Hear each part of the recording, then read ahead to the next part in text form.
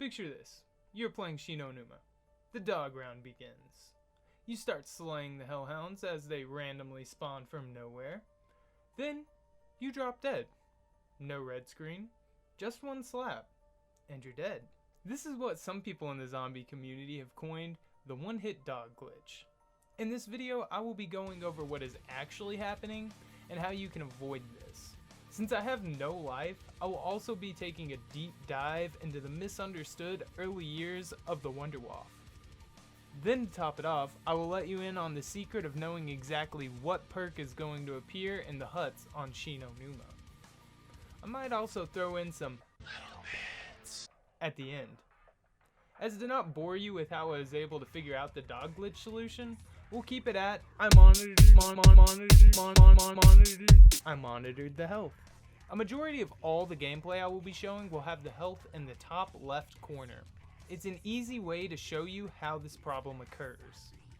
I will briefly discuss how the health and health regen works in this game. Without Juggernog, the player has 100 health.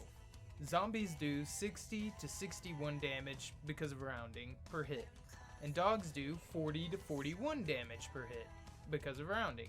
When hit by a zombie or a dog, it takes 3 seconds to go back to 100 health. Simple, right? Well, let's go over to our friend Juggernog. If you've played the first 2 DLCs of World at War, you know Juggernog was, well, to put it simply, broken.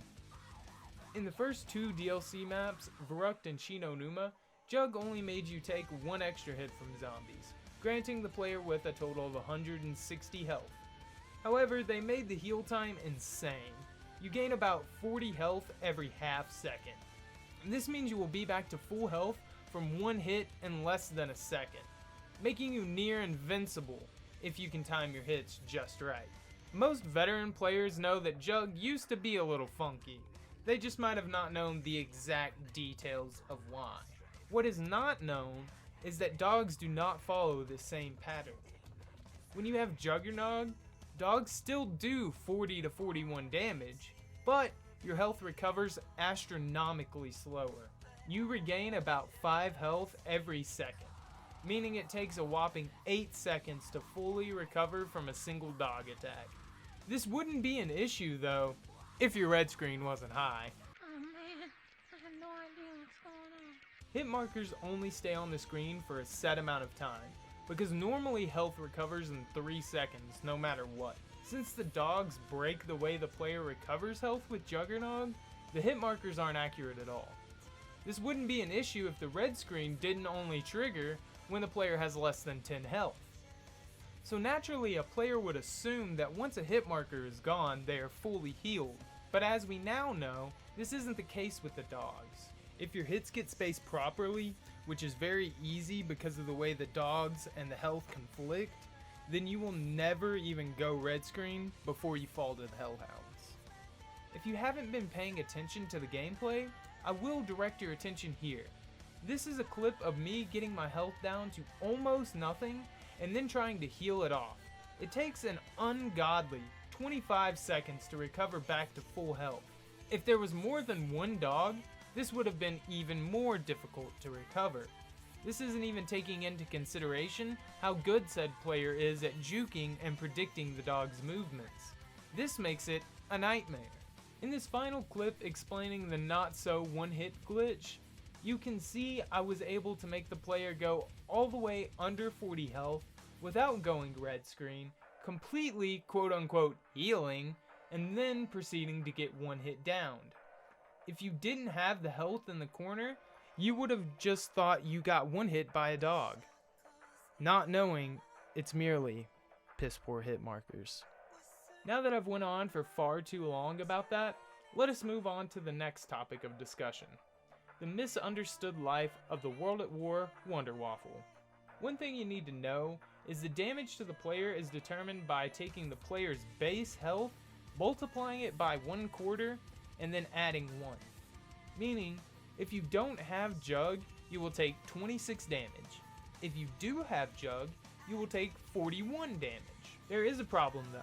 When you take damage from the Wunderwaffe, you don't recover that health until you take damage by means other than the Waffe. For example, You shoot yourself with a Waffe. You will then have 74 health semi-permanently.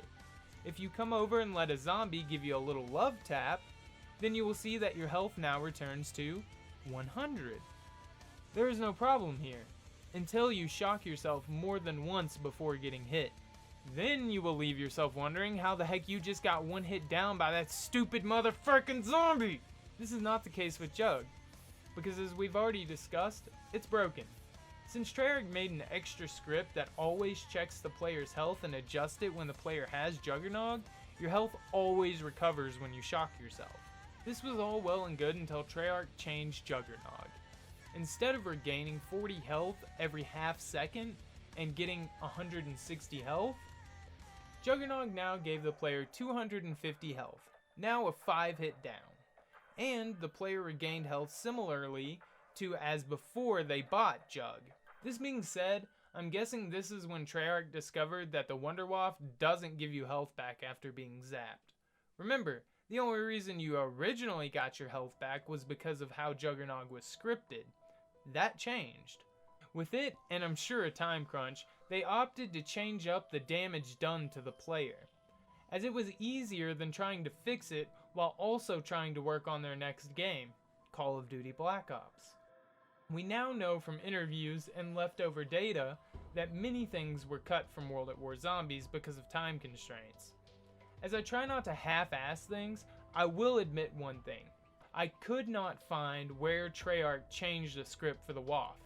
In the map files, the scripts are very similar and the damage section is identical. However, the Waffe leaves the player with only 1 damage if the player doesn't have Jug on Rissole. And with Jug, it does 137 damage to the player the first time you shock yourself. Interestingly enough, the damage doesn't stay consistent either.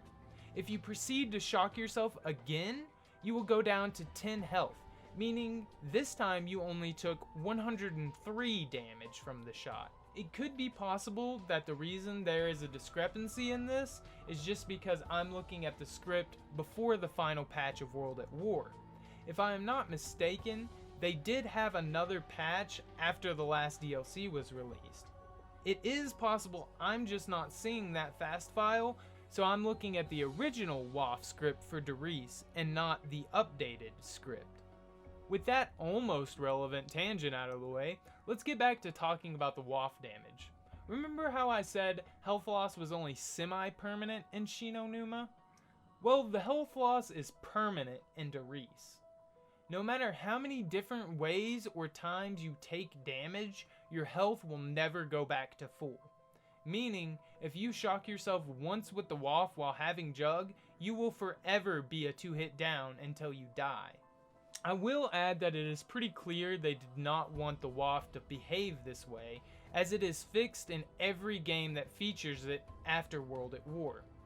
Unfortunately though, this means the OG World at War Wunderwaffe has gone down in infamy in many zombie slayers' hearts. I hope that watching this segment has cleared the fog on the mechanics of this weapon. That's it for the Waffe. Now let's talk about those Shi no Numa perk huts.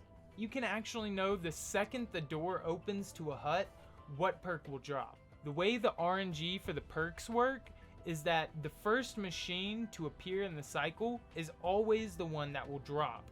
Here are a few clips of me demonstrating this and telling you what perk will drop before it actually does. Speed. Oh yeah, I should show you.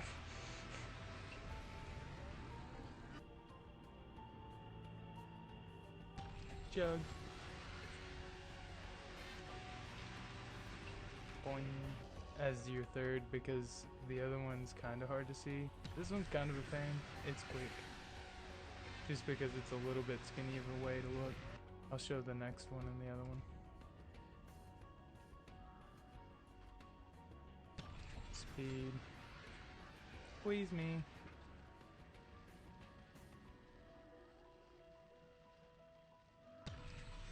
Quick.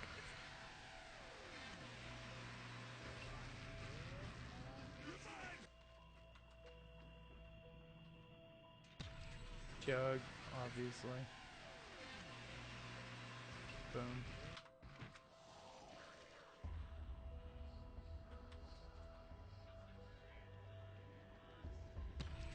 Jug.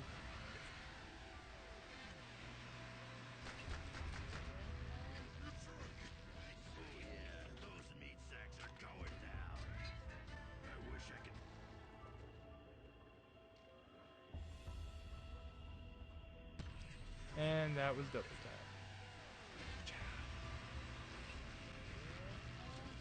Alright, so that was really quick, so I guess we'll just get on to those little bits. Pro tip for buying perks on the first 2 DLC maps. If you buy a perk at a certain time while swapping weapons, you'll actually skip the perk drink animation. You want to do it right before the pull-out animation finishes. It's best to practice with LMGs or the Wunderwaffe, as they have very long pull-out times. It can be done with any weapon though, with enough practice. Tank actually predicts the Samantha glitch, as you can hear in this line when he gets the teddy out of the box. Unless you take my guns, I wouldn't laugh, asshole. The file is called special_box_move_04, in case you're curious and want to take a peek into the files yourself. Tank also mentions a guillotine trap, most likely replaced by the flogger, ammo-matic, plus 3 never-before-seen traps, a barrel trap, a battery trap, and a plain propeller trap called the chopper. The latter most likely finally made an appearance in Zetsubo no Shima. Also, the electric traps were originally going to be fire traps. While many players were aware the LMG under the fountain in Verrucht exists, others know that by means of hacking or cheating, you can glitchily mount the LMG, leading players to think you would be able to go outside to the courtyard. I hate to burst everyone's bubble here, but we were never actually going to go out into the courtyard. The turret was actually going to be an automatic turret trap. The reason it is mountable is because when the turret isn't activated by the trigger, they set it to be mountable in the script. I will show you the script that still remains in the Nazi Zombie Asylum GSC, just so you can see it for your own eyes.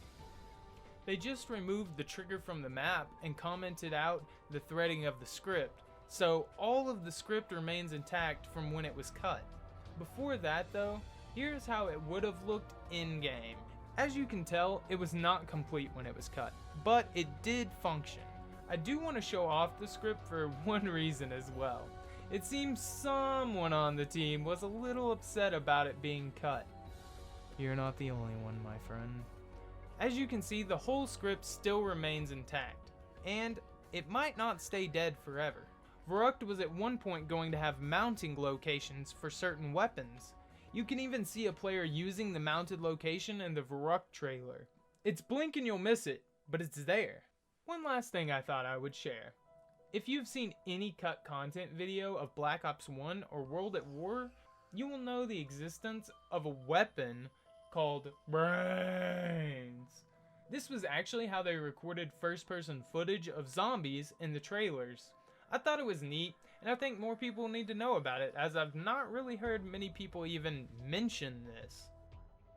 Well, with that being said, I want to thank you so much for checking out today's video. If you enjoyed, please do give a like. If not, go ahead and dislike it. Either way, do comment and let me know how I can improve. I'm always looking to get better and better, and your input definitely helps. With that being said, I'm gonna go take a nap. I hope you have a great rest of your day. Bye! It's over. No, it ain't over. This is just the beginning.